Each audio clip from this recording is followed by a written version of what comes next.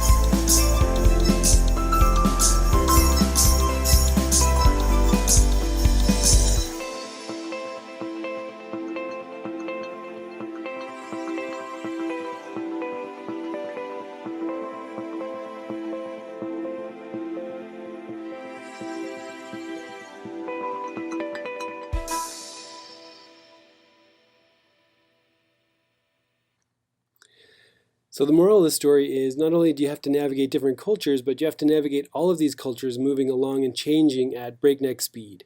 This makes it even more important to capture the principles of international marketing, the approach that will work for understanding a different culture no matter how things change. So that said, let's dive in here to Chapter 5. As always, here's the Cliff's Notes. So the first question is, what is business etiquette? Is it the same thing as dating etiquette or dining etiquette? Well, there might be elements that are the same, but what we're really focused on is doing business. Business etiquette is understanding what behavior is appropriate in a foreign country. And business behavior doesn't exist in a vacuum. It's driven by cultural norms. In other words, what's the typical behavior of a cultural native for this particular situation? Understanding a framework for different levels of business etiquette in target culture can help you more quickly understand what you see in the new culture. For example, both the Home Depot and IKEA attempted to enter the market in China, but with different levels of success. both of these stores have a do-it-yourself aspect to them, right? Like Home Depot is about do-it-yourself home improvements. IKEA is about getting furniture for less by building it yourself at home.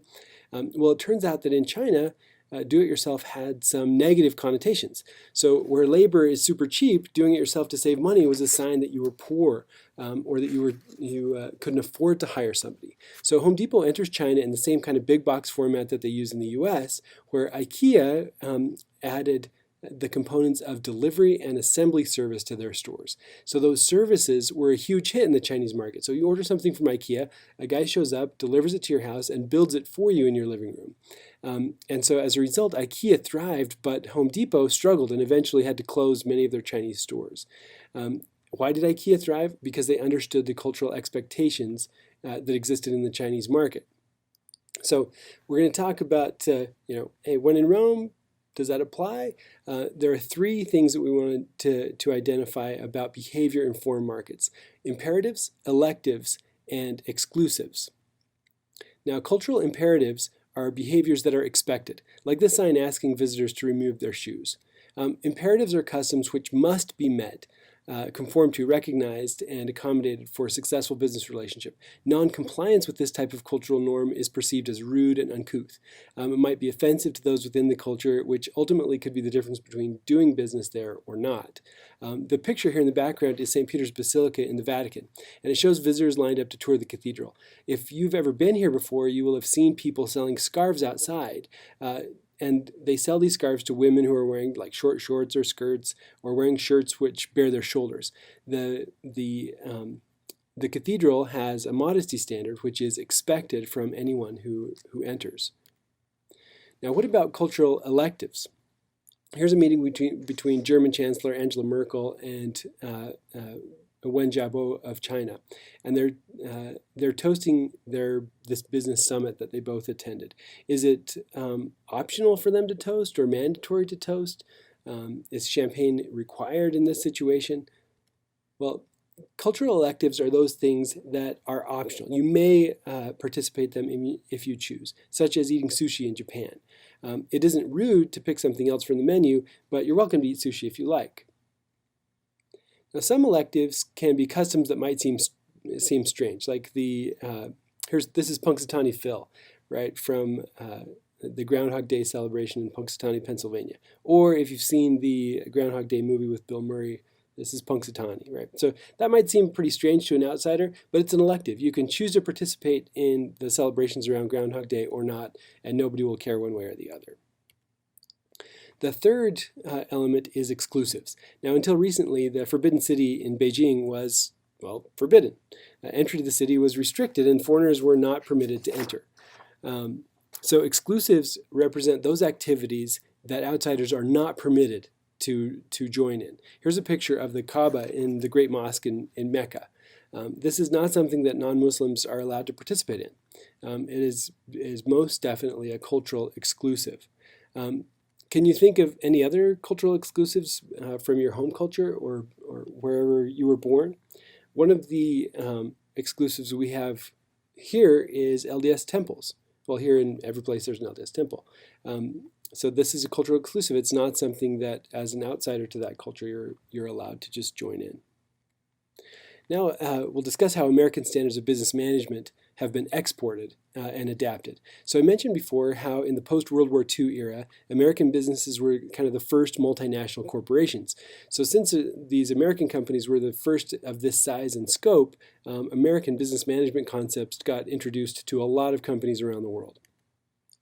One of these ideas is that hiring and promotion should be based on merit. What other options are there? Well, in a lot of places you have things like seniority, tenure, outright nepotism, maybe the wealth or the status or caste, family reputation, maybe family relationships. Since the U.S. is a more individualist culture, it has a culture of rewarding individual performance, and that's a notion that isn't the same every place in the world. Another thing is the idea that decisions should be based on objective analysis. In other words, that what is right is more important than who is right. And that data is more convincing in decision-making than status. Also, that decision-making can be shared and distributed in an organization. The alternative to this is that a boss or a manager is responsible for all decisions. This one very much reflects the power distance index, which is seen in the U.S. versus in other countries. So in the U.S., we typically have a low power distance index and trending lower. And so having decision-making be made based on analysis and data is more in line with U.S. culture. Also, the never-ending quest for improvement, right? The belief that things can be done better, more efficiently, and for less cost is an American cultural ideal. Here's a picture of Tony Hsieh. He's the CEO of Zappos. You may have seen, he's got some books out, some things like that. Zappos started as an online seller of shoes and then went to apparel. And in 2009 was sold to Amazon for about 800 million, right? Just under $1 billion, a big sale. But now Tony's still the CEO of Zappos.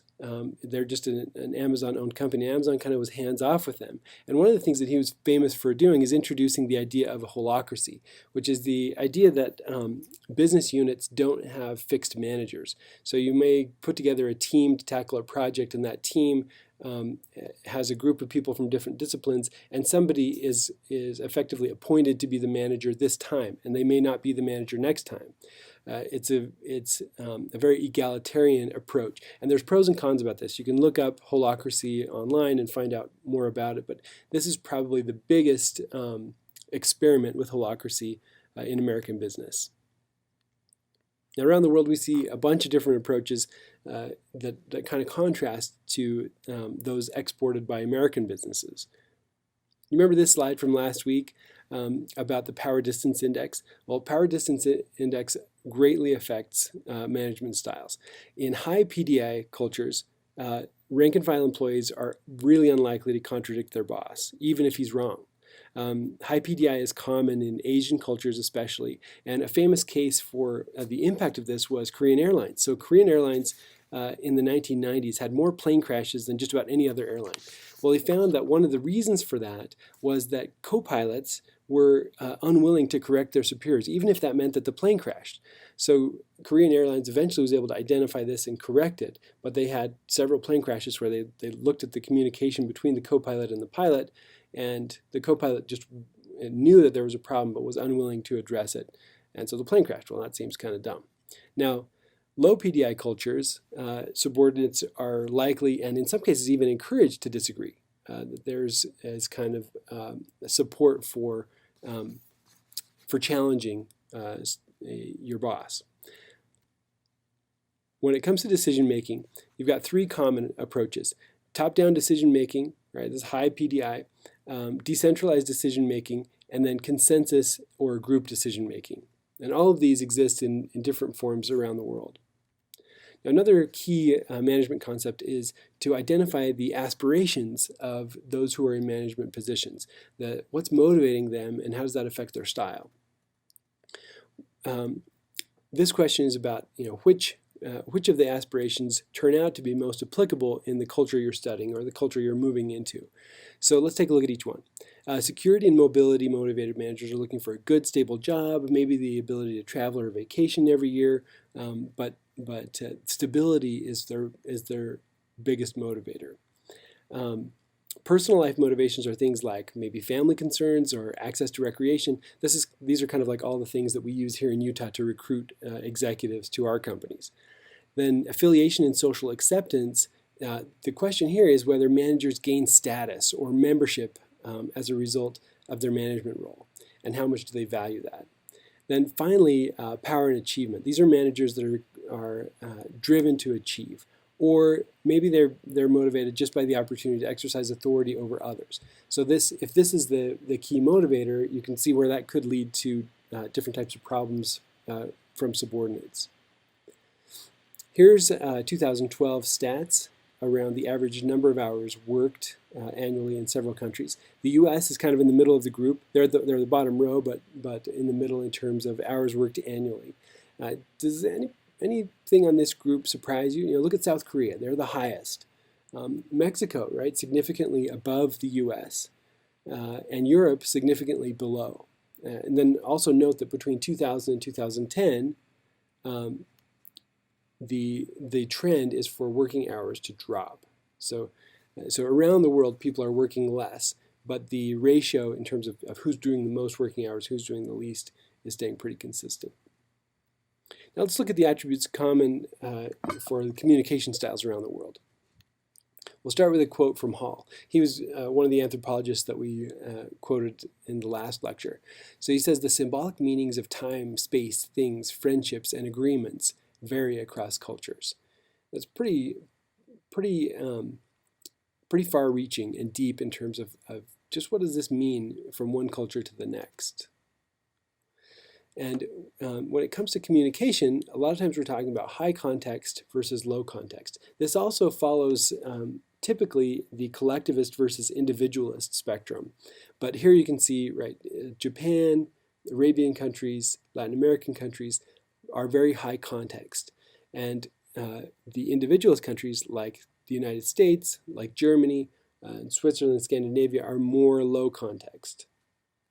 So what does that really mean? Well, high context depends a lot on nonverbal communication and a lot about the who, when, and how of a conversation, right? This is kind of like if I have a disagreement with my wife, which it's not what you're saying, it's the way you're saying it. There are some cultures where it's all about the context. It's all about the tone. It's all about the setting.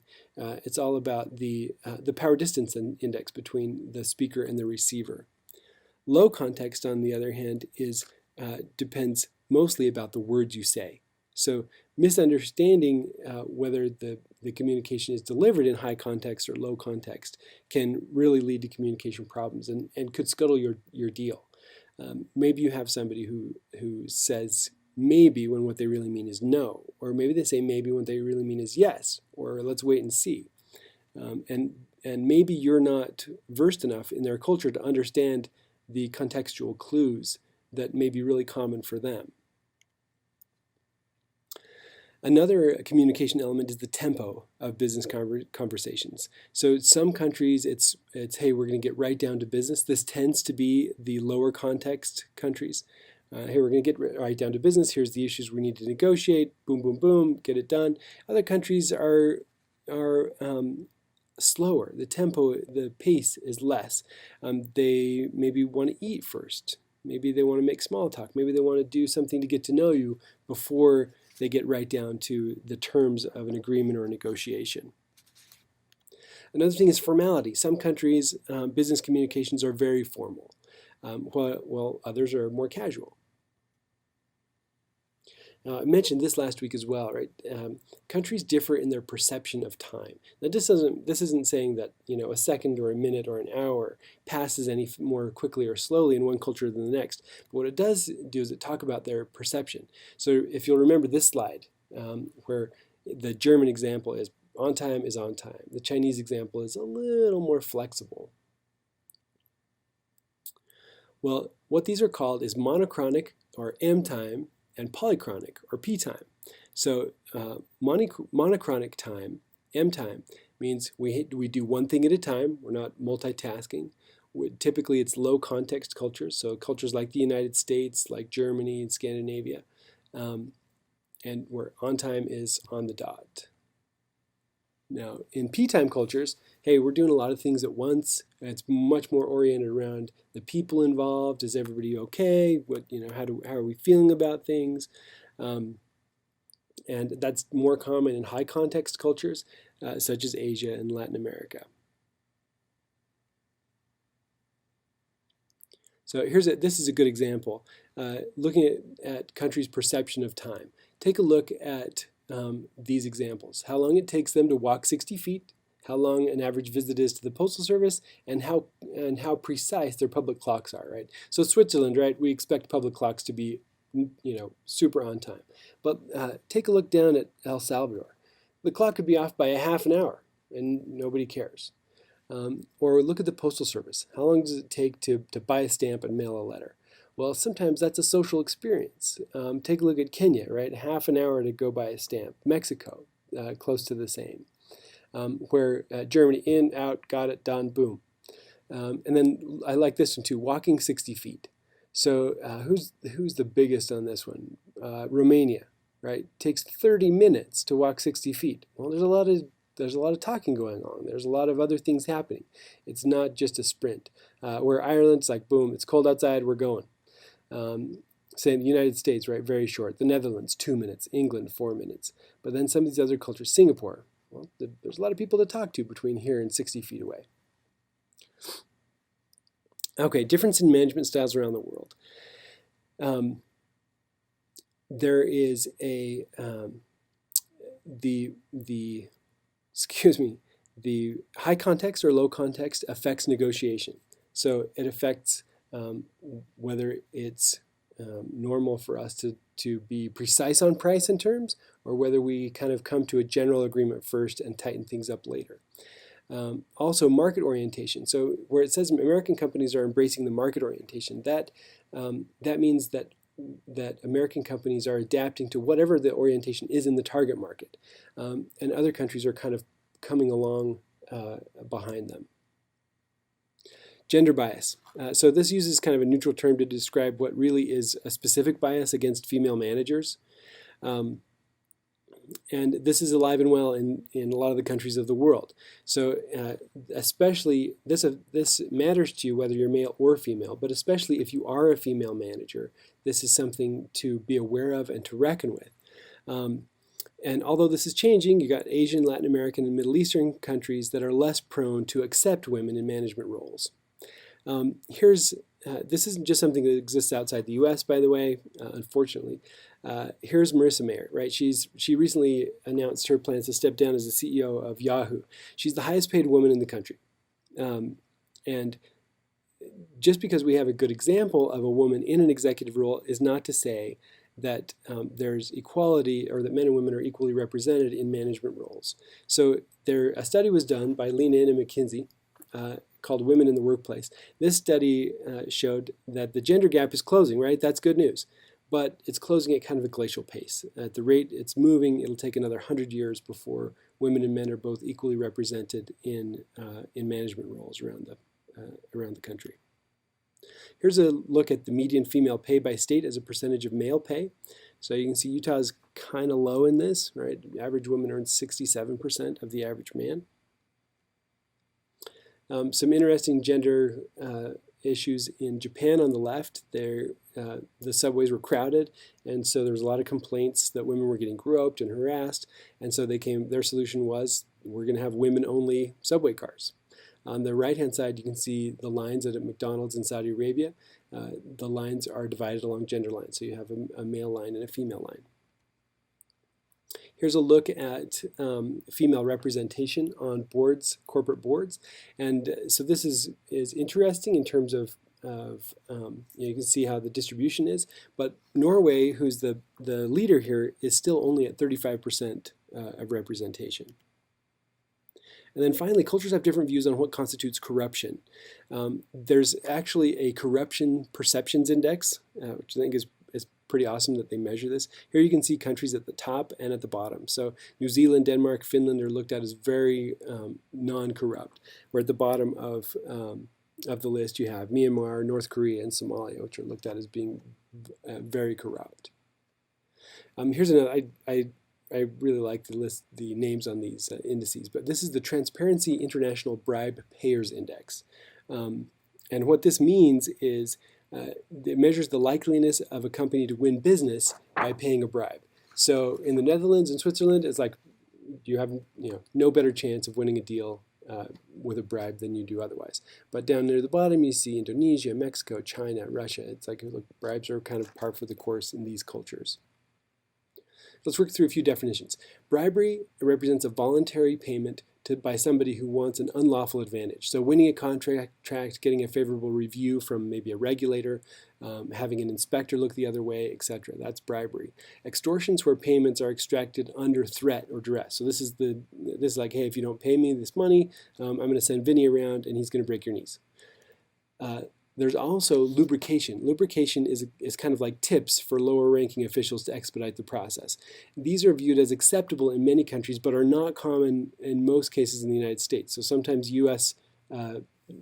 folks run into this and aren't sure what to do in other countries. But this is much more common outside the US. And then subornation is more of a big deal, right? It involves giving a lot of money to somebody to do something illegal. We hear this word often in legal shows, like in terms of like suborning perjury. What suborn means is to lure or entice somebody to commit a crime. So if you're encouraging somebody to commit a big crime, donate a lot, bribe a lot of money in order to do something illegal, that's subornation. On the topic of corruption, what about the positive side? How are ethics viewed across countries? Well, here's a three-part framework for how ethics are construed, right? The first one is utilitarian ethics. Do these ethical principles optimize the common good? Number two is the rights of the parties. Are each individual's rights respected? And then number three is justice or fairness. So does this ethic respect the justice, or does this decision represent justice or fairness to everybody involved? In terms of corporate ethics, right, this is Nike's homepage, and their core message is about their product, but you also notice that in their top nav, right, two of their top nav items are ethics related, and that's the community impact and sustainability. Now we've spoken about some kind of blurring in the definition and perceptions of honesty. What is corruption? How do we measure whether something is ethical or not? And so honesty can be something that you're tempted to view as kind of relative or only relevant to your cultural experience. It's easier on the whole to be 100% honest than it is to be 99% honest. So I'd encourage you to commit to high standards of integrity, and my advice is that there's very little else that will differentiate you as a leader in your future careers than your commitment to your integrity. I want to end with this video.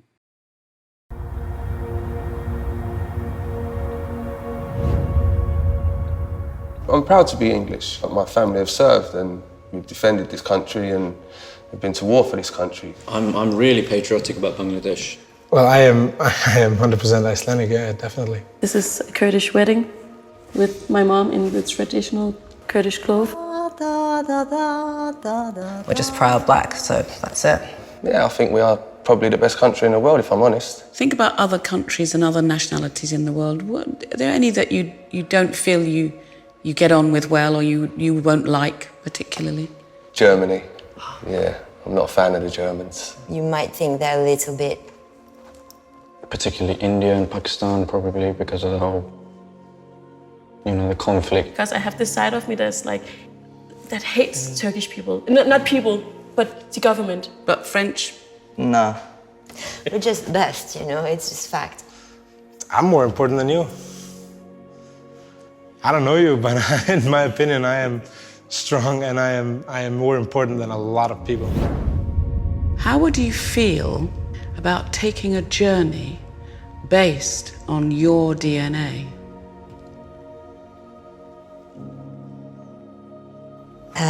Yeah, I feel very intrigued. What could you possibly tell me that I don't know? So do you know how DNA works? So you get half from mum and half from dad, so 50% from each of them, and they get 50% from their parents, and back and back and back. And all those little bits of your ancestor, they filter down to make you, you. I need you to spit in this tube for me. You spit up to the little black line. That's a lot of spit. Right, the story of you is in that tube.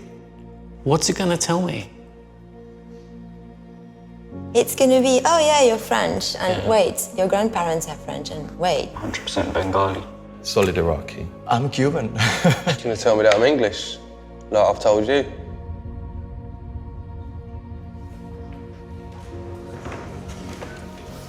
Jay, can you come down and join us? I'm a little bit nervous, I have to say. So you ready to find out your results? Will you read it out to us, please? Wow, look at me.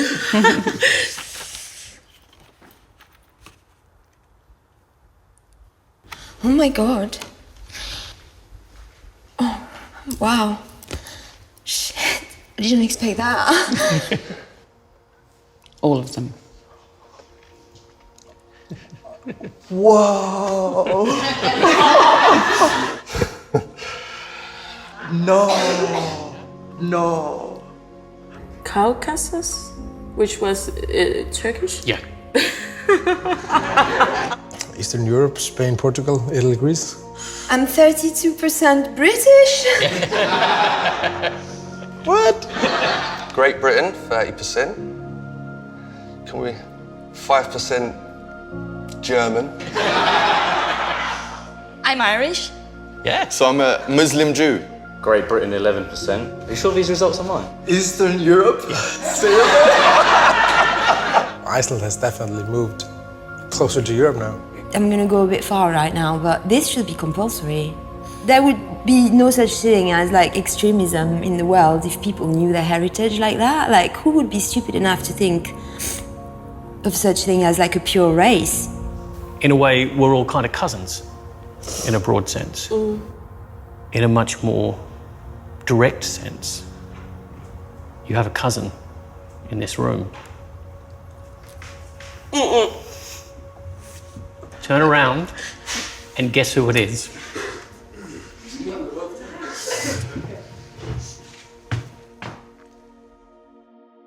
Waj, Yeah.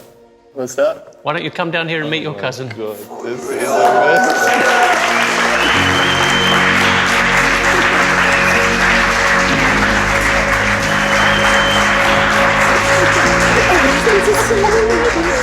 Did you know that? I didn't know I did. This is like, my heart's pounding right now, I swear to God. We met. I'm Jay from everywhere, by the reason this. I'm a real man of the world. Wow, that's beautiful. Thank you. So would you like to travel to all of these places? Yeah. Hell yeah. Oh yeah.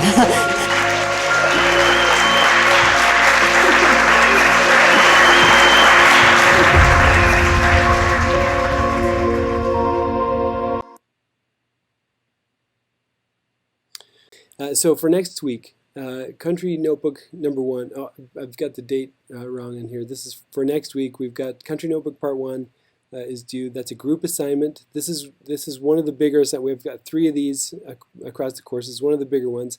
I'll continue to put more information on Canvas for you. A written submission is due, 1 per group.